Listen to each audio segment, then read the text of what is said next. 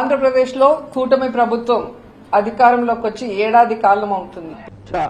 మాకు తెలుదులే, నీ మా అత్తగారు తెలివితేటలో నా కాడ చూపించు. ఈ ఏడాది కాలంలో మీరు ఏం చేశారయ్యా అని ఎవరైనా అడిగితే మాది సుపరిపాలన. సుపరిపాలన ఈ మాట మనం వింటూ వస్తున్నాం. విన్నా ఇది సుపరిపాలన కాదు, శుద్ధ దండగ పాలన. ఏదో ఒకసారి ఫేస్ తరంగించుకో. నారా లోకేష్ గారి దగ్గర 67 లక్షల మందికి ఖాతాల్లోకి డబ్బులేశారు.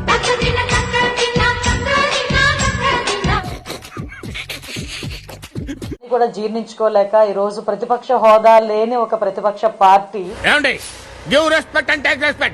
చెప్తున్నాను, గౌరవం తగ్గించి మాట్లాడొద్దు. ఈ రోజు నోటికి వచ్చినట్టు అరవడం చూస్తా ఉంటే వాళ్ళ కడుపు మంట మనకి కనిపిస్తా ఉంది. వండుతున్నట్టుంది. ఇది సుపరిపాలన కాదు, సూపర్ 6 కి ఎగనామం పెట్టిన పాలన. కృష్ణ, దీనికి భాష కంటే బూతులు ఎక్కువ నేర్పించినట్టున్నావు. ఏదో ఆడపిల్ల కదా గురుగారు. ఏంటా నువ్వు మాట్లాడేది? జగన్మోహన్ రెడ్డి గారు ఈ రాష్ట్రంలో ఉన్న పేదవాళ్ళందరికీ కులం, మతం, పార్టీ చూడకుండా డబ్బా అన్ని సంక్షేమ పథకాలు తాను ముఖ్యమంత్రి అయిన మొదటి సంవత్సరం నుంచే, ఇది అబద్ధం, ఇప్పుడు నిజం మాట్లాడుకుందామా, 5 సంవత్సరాలు ఏ విధంగా ప్రతి ఇంటికి కూడా అందజేశారో మనం కళ్ళారా చూసాం. చూసాను సీసీటీవీలో.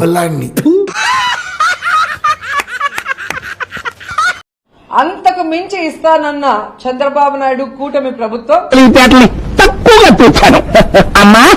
నిన్ను ఈ దేశానికి కాదమ్మా, శత్రు దేశానికి. ఏడాది పాలనలో ఒక్కడంటే ఒక్కటైనా ఇవ్వటానికి ముందుకొచ్చారా నేను ప్రశ్నిస్తున్నా. ఎవడరా నువ్వు? బాధ్యత కలిగిన భారతీయుడు. నిన్ను చూస్తుంటే అలా అనిపించట్లేదు. ఎలా అనిపిస్తుంది? తెలీదా? ఈరోజు సుపరిపాలన అంటే ఏంటి నాకు తెలీదమ్మా. 1,60,000 కోట్ల అప్పు చేయడం సుపరిపాలన. ఫస్ట్ ఏడాది 81,000 కోట్లు ప్రజలకి ఎగనామం పెట్టడం సుపరిపాలన. చెప్పిన సూపర్ 6 లో ఒక్కటి కూడా అమలు చేయకపోవడం సుపరిపాలన. నీలో నాకు నచ్చేది ఇదేరా, కొంచెం లేట్ అయినా నిజం నీ అంత నువ్వే తెలుసుకుంటావు.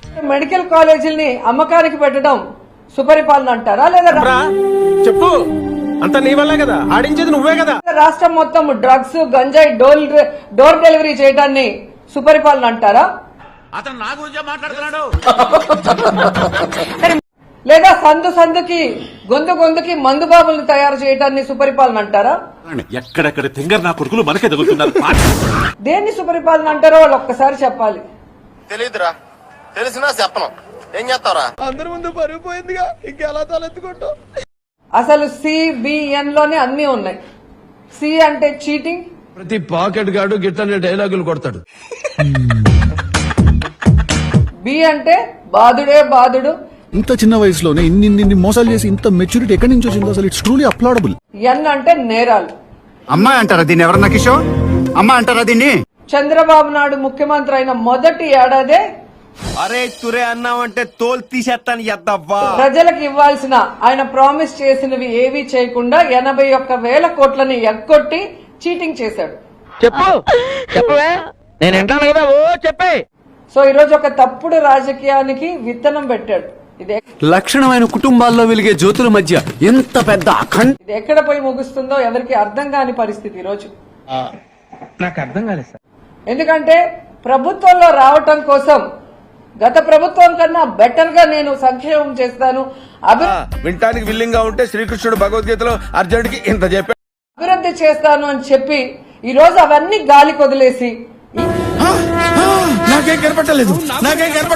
ఈ విధంగా అధికార పార్టీనేమో లేకుండా చేయాలన్న ప్రయత్నం, ఏంటి బాబన్న, ప్రజల్ని భయభ్రాంతులకి గురి చేస్తూ రెడ్ బుక్ రాజ్యాంగం అంటూ తామిచ్చిన ఎల్లో బుక్ అవే సడన్ ఐడియాలు వచ్చినాయనుకో, పేపర్ కూస్తాడు, పట రాస్తానే ఉంటాడు. మేనిఫెస్టోని పక్కన పెట్టడం అనేది కరెక్ట్ కాదు. ఇప్పుడు మీరు చెప్తే తెలిసిందండి. ఈ సంవత్సర కాలంలో మీరు చూడండి, ఏది చేయకుండా మళ్ళీ సిగ్గు లేకుండా కళ్ళార్పకుండా ఎంత బాగా అబద్ధం అంటే సూపర్ 6 మేము చేసేసాం.